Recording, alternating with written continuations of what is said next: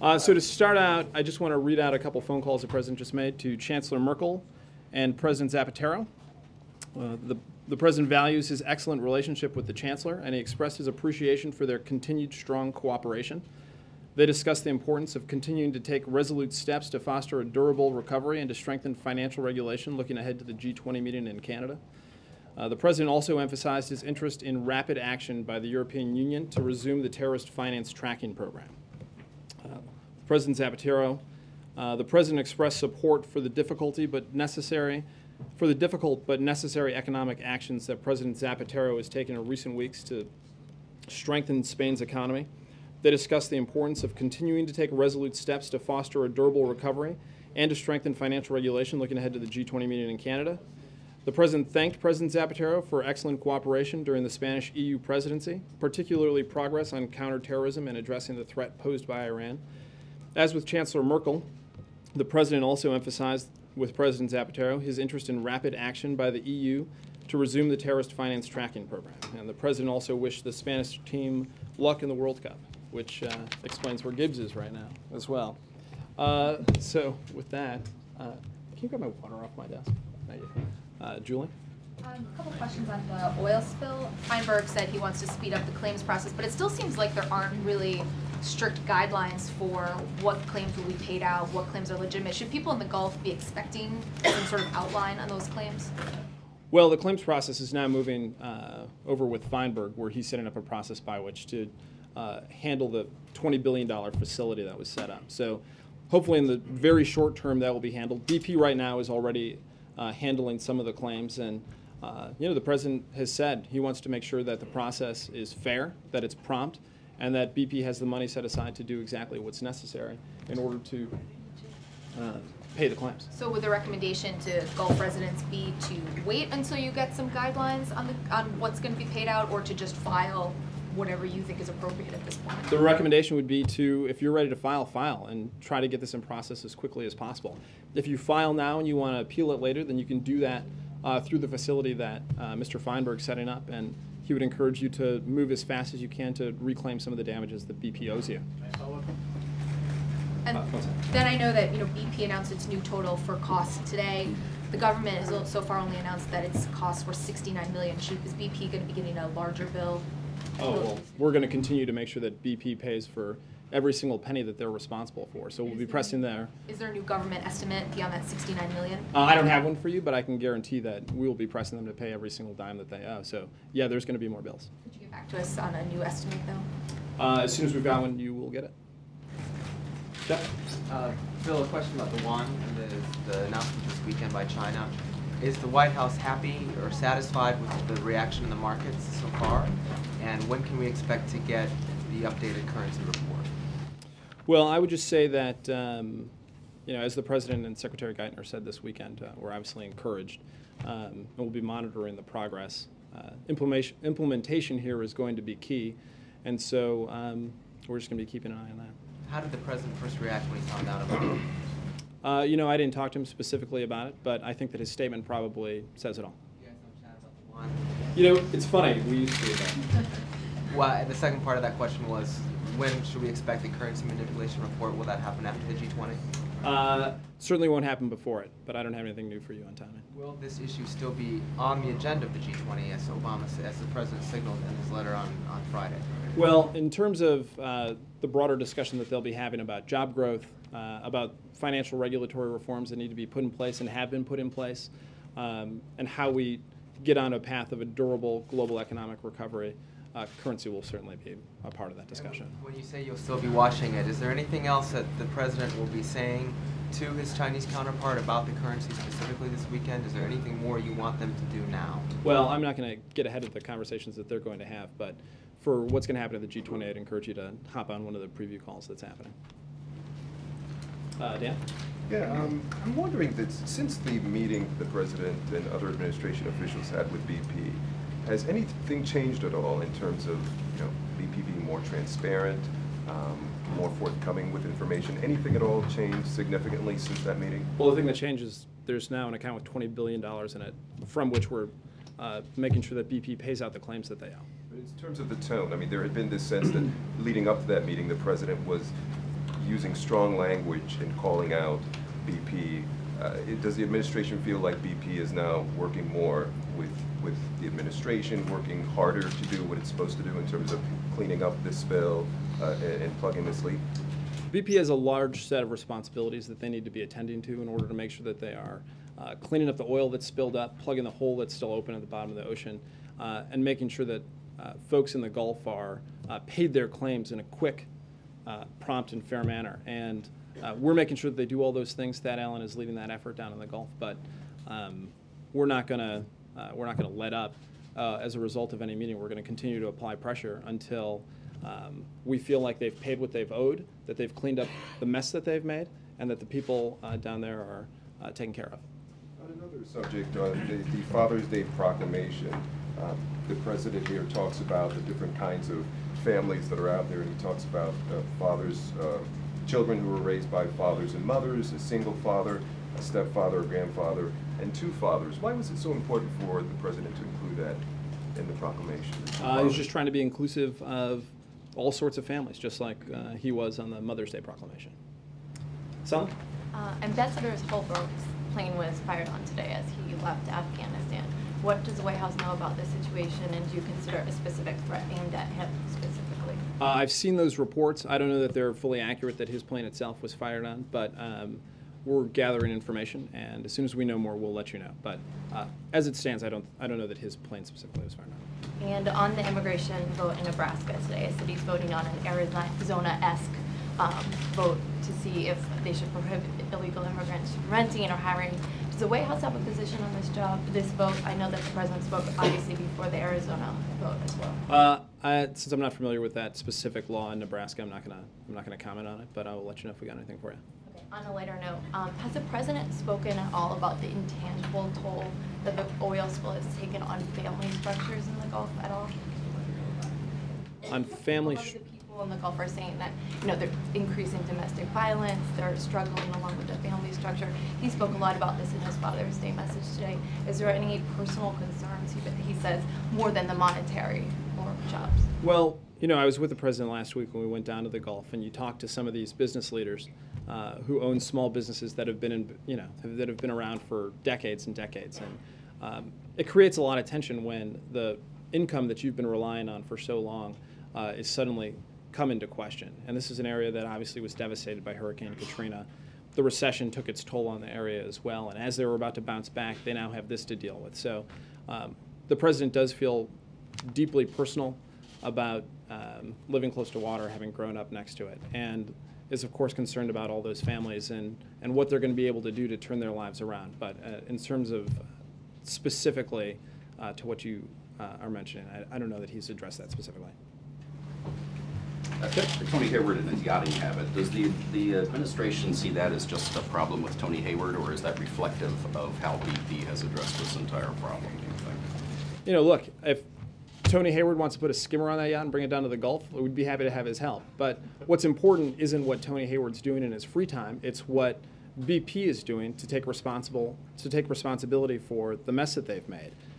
You heard Ram talk about it this weekend. You heard everybody in the administration continue to press BP. They've got to clean up the oil. They've got to stop that oil from coming out, and they've got to make sure that they're paying the claims to the people of the region. So, Tony Hayward, I guess, took himself at his word that he was going to get his life back here. It's clear that he has. But what's important to us is that the people in the Gulf get their lives back. It's not so easy for them to just take a weekend away and forget about everything that's happening down there. They're dealing with it every single day.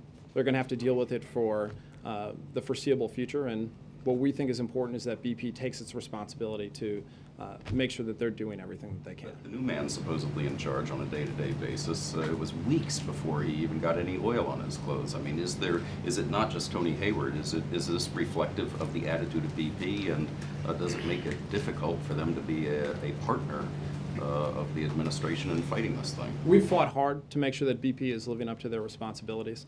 We're going to continue to do that. There's been times when we've pushed them, and they've listened in quick order, like when we said that their containment strategy wasn't fast enough, that it wasn't good enough. In 48 hours, they turned around and gave us a better plan.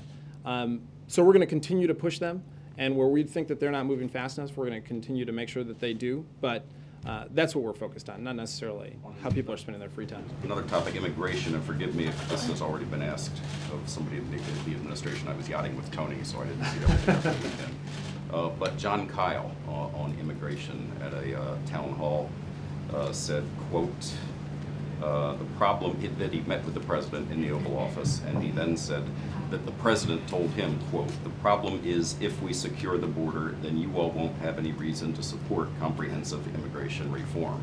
And that's on fire in the conservative blogosphere with people saying, aha, the president is holding immigration reform hostage to this, or holding, securing the border hostage to immigration comprehensive reform. He said he doesn't want to secure the border because then that dooms the chances of immigration reform. Did the president really say that to Kyle?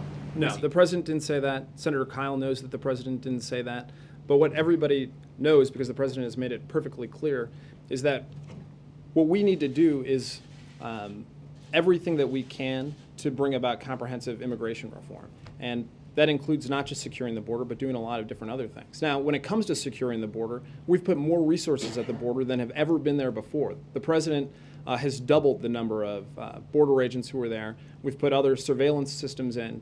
We've continued to work to make sure that we're taking care of the security of the folks who live down on the in the border states, and we're going to continue to do that. But no, that statement's not true, and we're just going to continue to work and hopefully get the support of senators like Senator Kyle for comprehensive reform, because that's the only way we're really going to be able to address this problem. Did Kyle lie, or is this within the range of acceptable political exaggeration?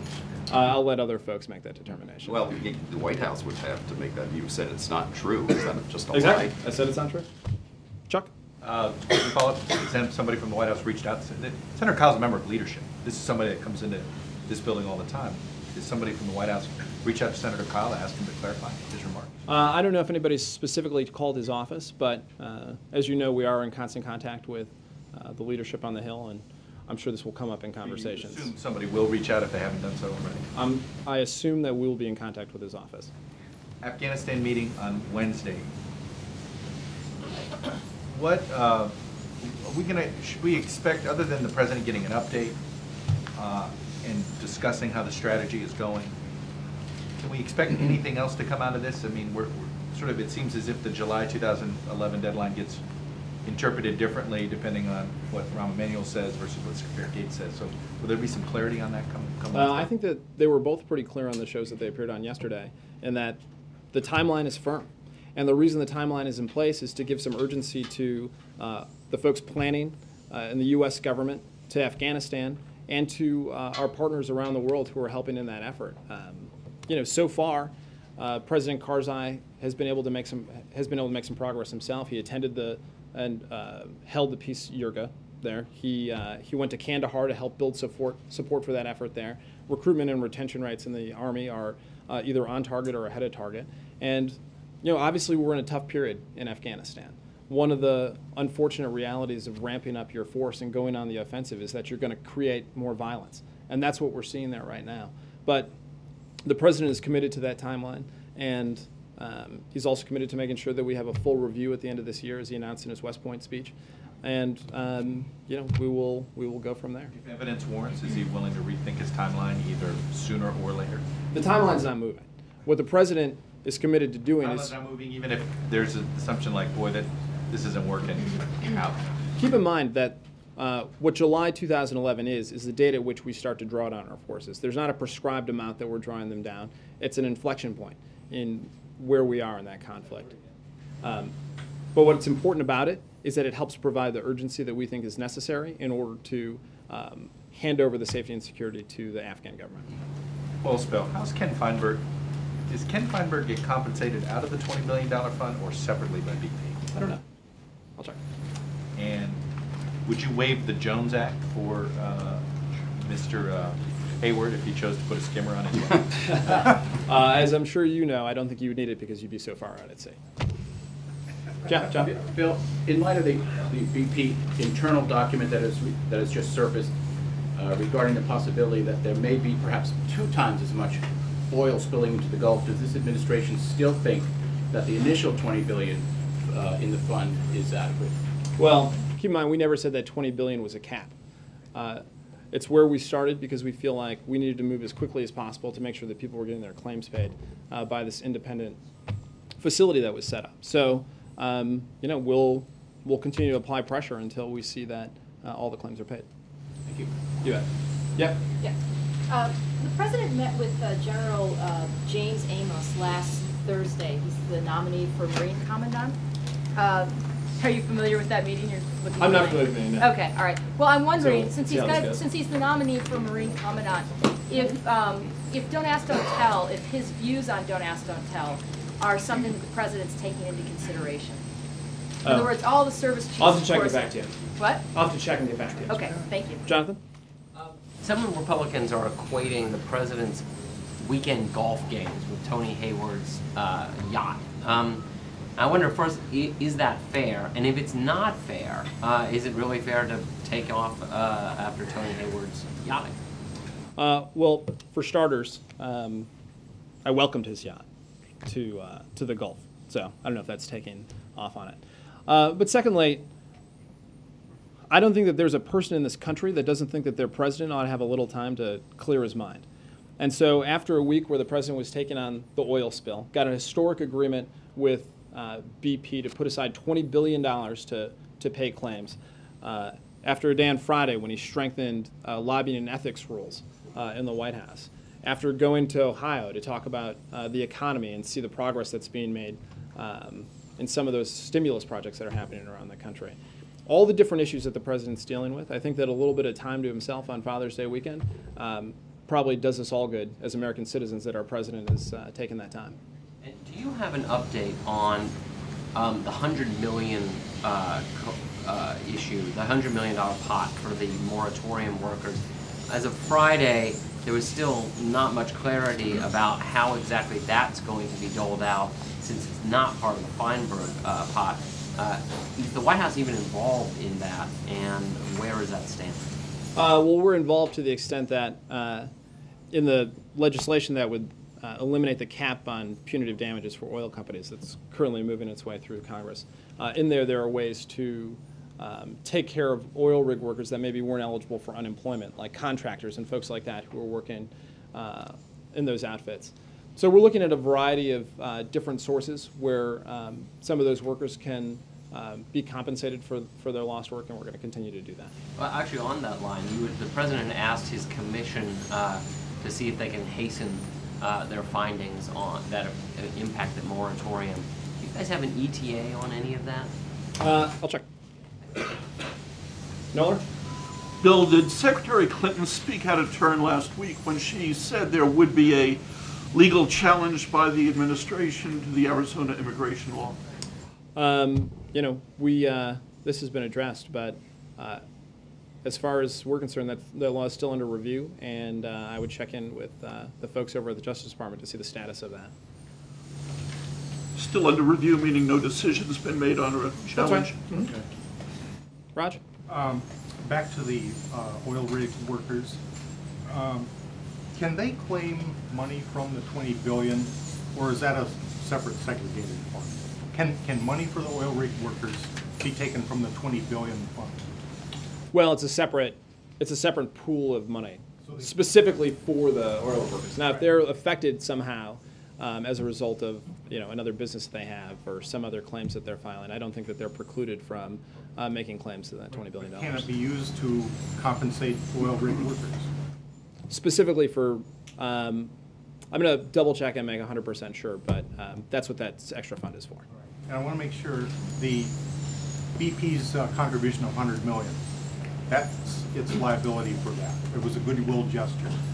Is that correct? Are they liable for anything? It was voluntary on their part, but we're going to keep going to BP as far as we think that it's necessary to reclaim what we think they owe. So they would be on the hook for more than $100 billion.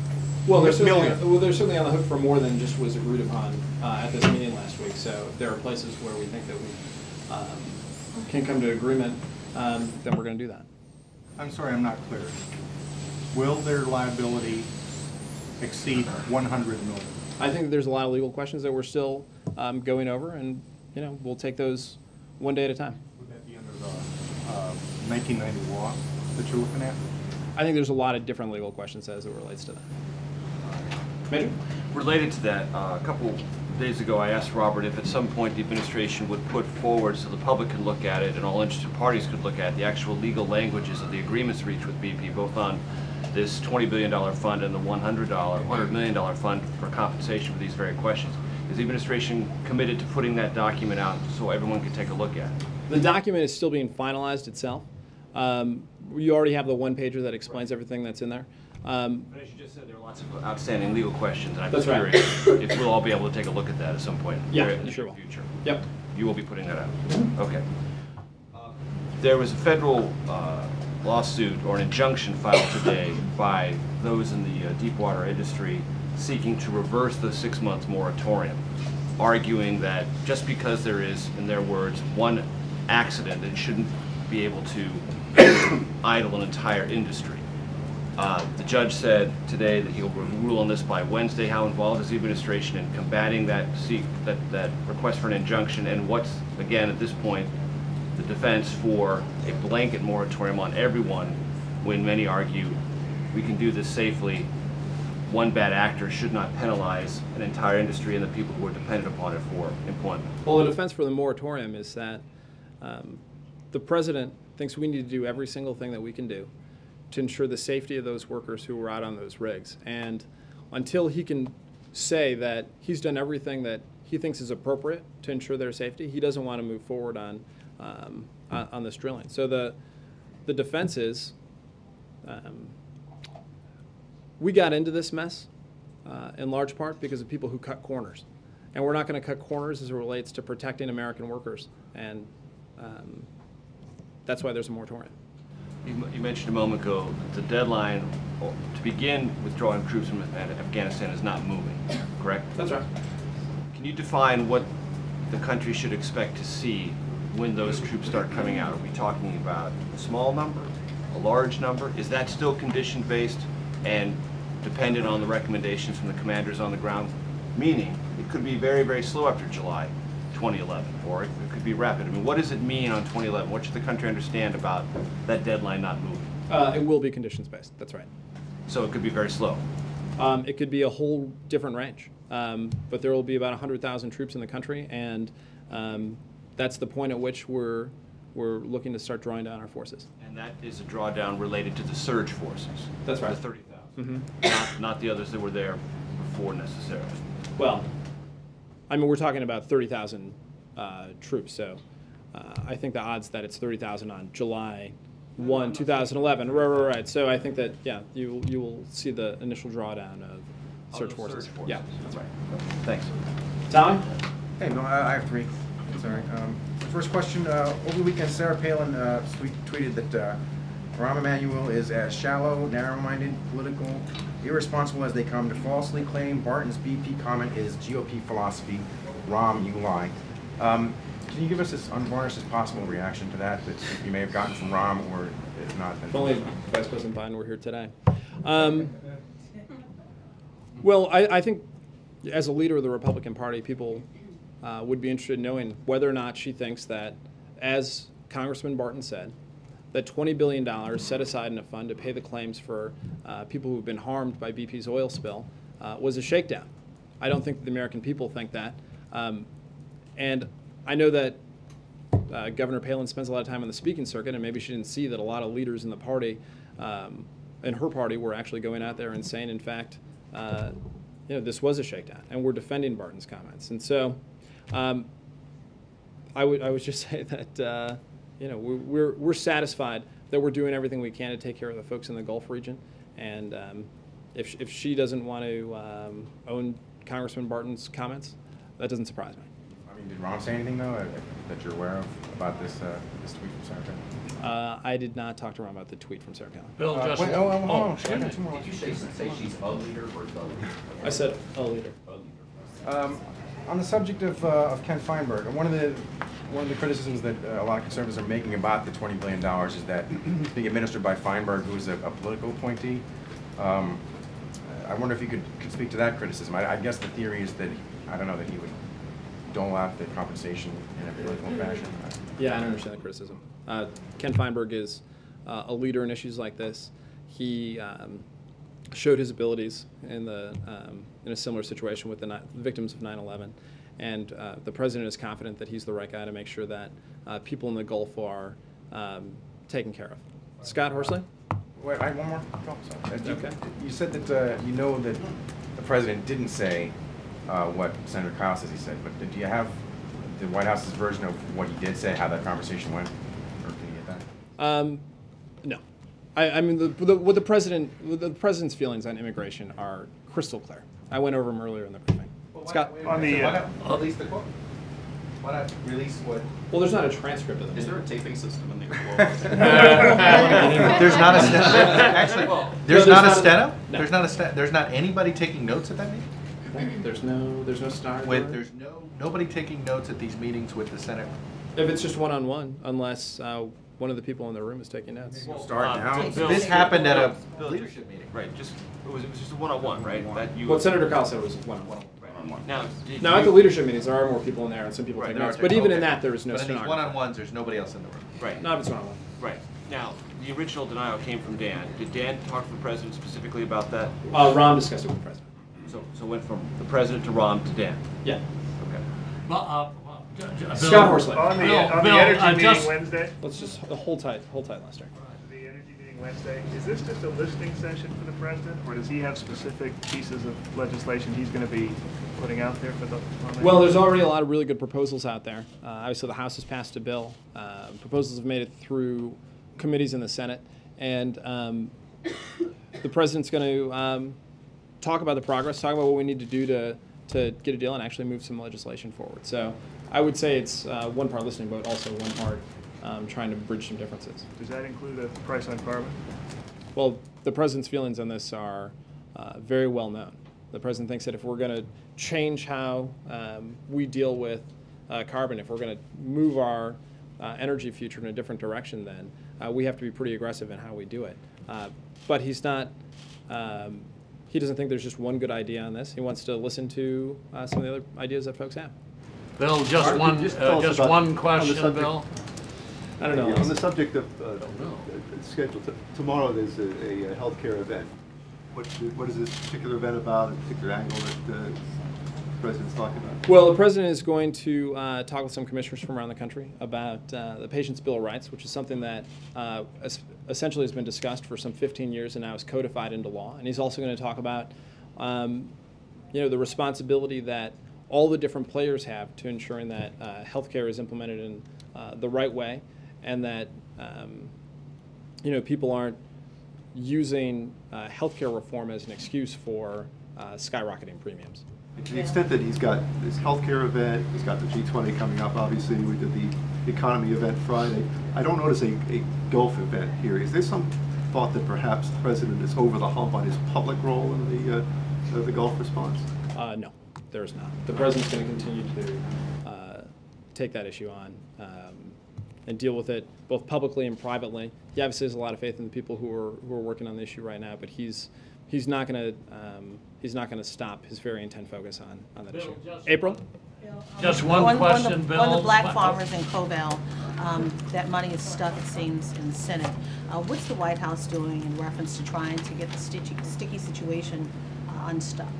We're continuing to stay in contact and try to find a possible remedy as quickly as we can. What's the timeline? Is it by the end of this month again, the deadline? I don't have a timeline. 30 days.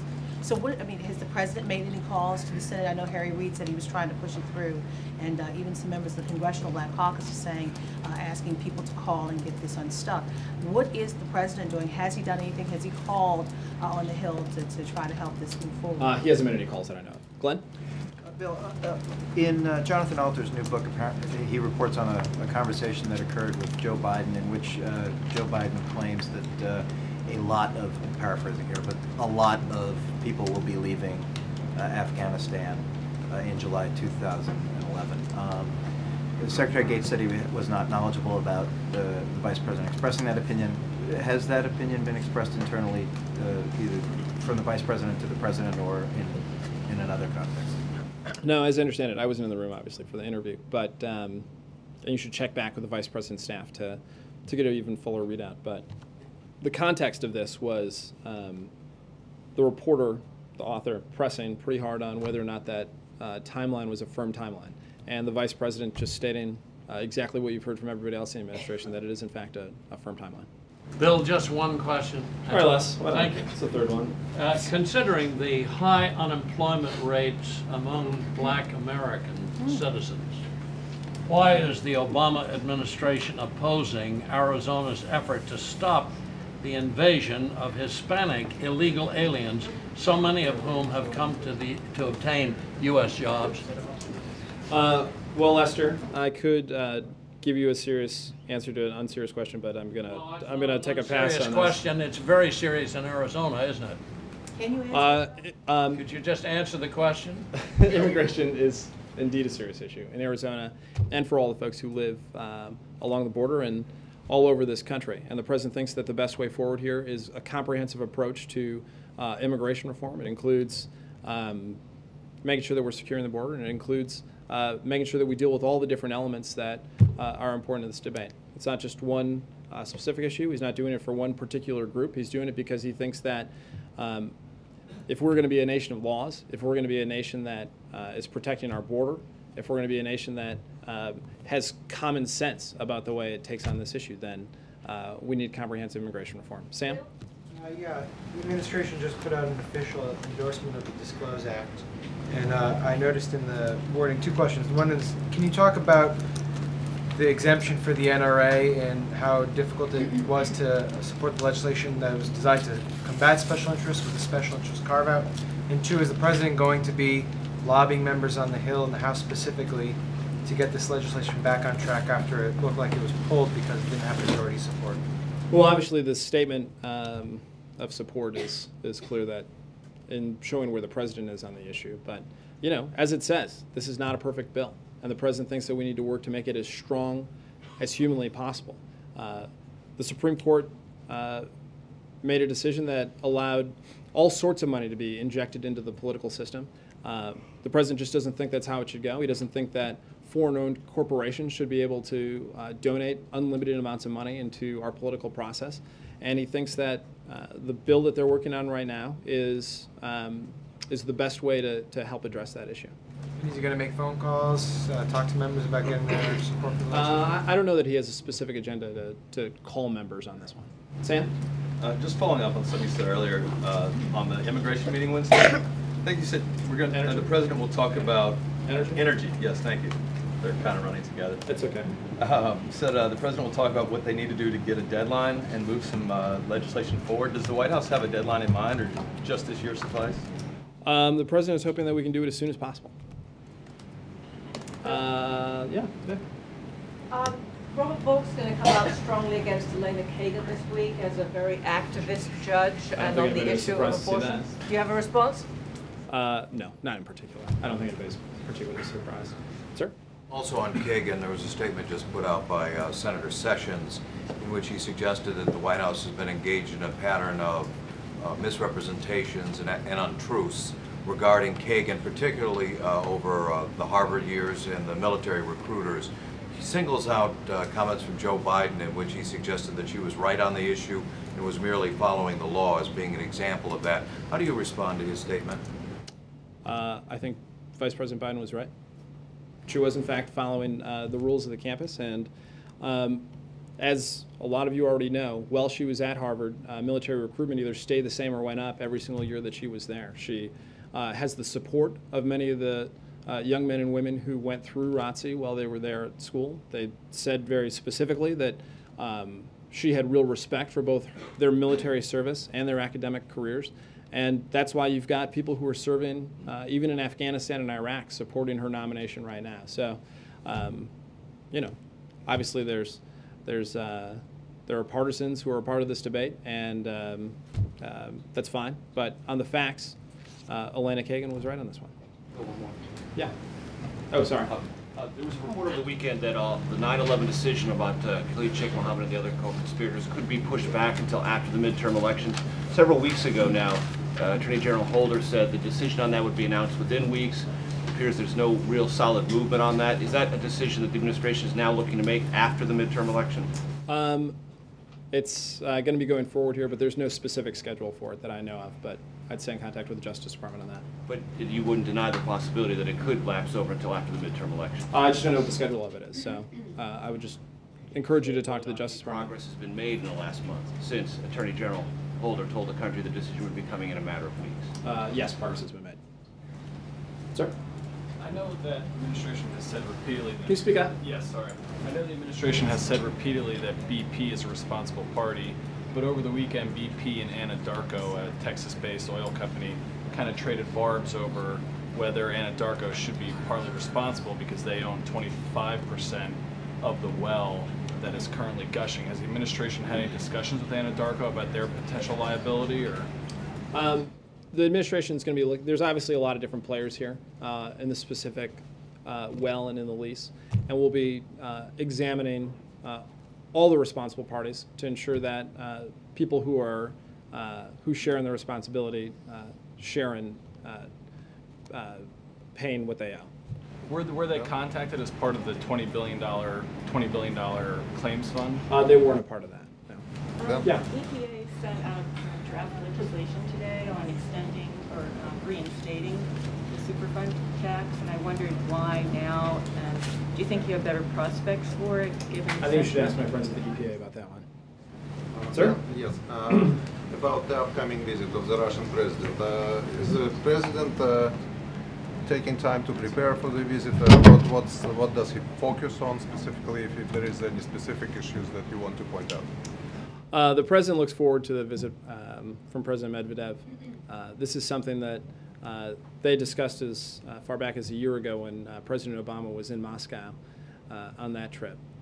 We have a very strong relationship as it relates to a wide variety of issues, and we've done some important work as it relates to the New START Treaty, North Korea, Iran, a whole host of issues, not the least of which is the strengthening of economic ties between the countries. So we imagine that they'll talk about a whole range of issues, and we really look forward to having President Medvedev here. In terms of specific preparation, does he meet with his advisors? How is it done? Yep, he does meet with his advisors and talk to the appropriate people at the White House before such an important visit. Bill, last week 12 Turkish soldiers were killed by PKK terrorist organization, and Turkish side right now are worrying about whether U.S. administration stop sharing intelligence with Turkish partners. Do you have I'm any sorry, comment? I can't understand your question. Can you say it one more time?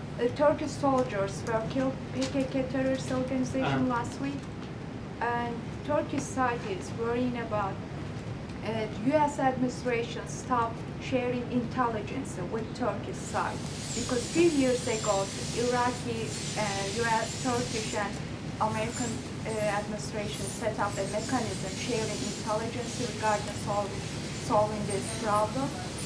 And recently, 8 flotilla incident happened, and United Nations Security Council Turkish vote was no. So between Israel, America, and Turkey, the relations are getting really tense. You know, I'm gonna ask my colleague Ben Chang to get back to you on that. He probably knows a little bit more about that. Sir? Going back to the oil spill last week, the Mineral Management Services said they will crack down on underwater drilling inspections. What does the administration make of that? The administration thinks that we need to do everything we can to keep workers safe and keep our environment safe. And so the president instructed Secretary Salazar to make sure that he was doing the things that were necessary in order to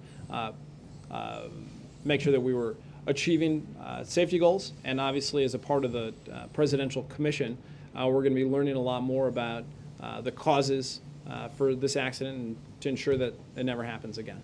Thanks, Bill. Bill, did the president get a BP briefing today? It wasn't on his schedule. I will check. I'm certain that he's been keeping up to date with it, but I will see if he specifically had a daily briefing for him. He does get information on it every single day. And Bill, do you know if the Deepwater Commission has named its executive director yet, its staff? I don't. the president get it on like Sundays, like yesterday, some kind of information on BP? How would he get it? There's always staff with the president, whether he's here at the White House or whether he's somewhere around the country. And national security staff is there to brief him. He often has 1 or 2 meetings on weekend days, even though he's technically down. So a variety of different places.